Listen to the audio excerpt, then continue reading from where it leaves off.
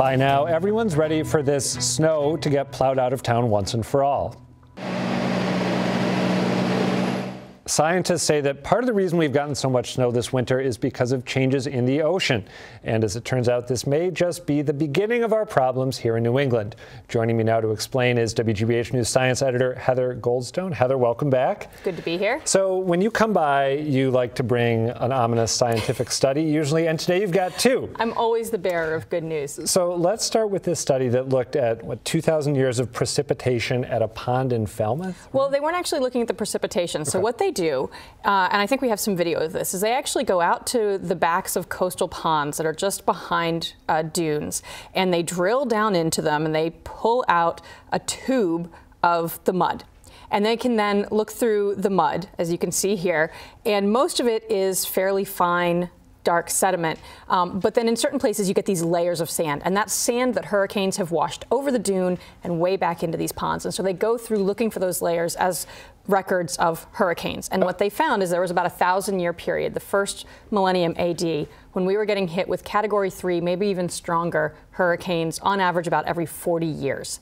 And the interesting thing there is that they pin that on warm water temperatures, warm ocean temperatures, and in the past decade, we've actually passed the water temperatures that were around in that millennium. Okay, two quick questions on this study. You can actually go back thousands of years digging in the dirt that we just saw? Yeah, thousands absolutely. Of years back, that's wild. Yeah, it was Salt Pond in Falmouth, and they managed to get a 2,000-year core out of that. And a Category 3 hurricane, would that be like Hurricane Katrina? So the only hurricane that showed up in this particular core, modern hurricane, was Bob, which hit New England as a Category 2 storm in 1991.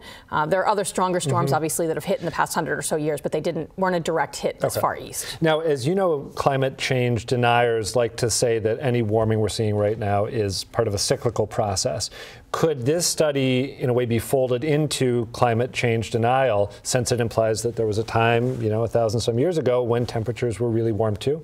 Absolutely. I mean, and I would expect that they probably would. I mean, as you know, Senator James Inhofe today threw a snowball on the Senate floor to emphasize the fact that it's cold outside, global warming must not exist. The head of, remind me of the name of the committee. I think he's Natural Resources, I believe, and in the Senate.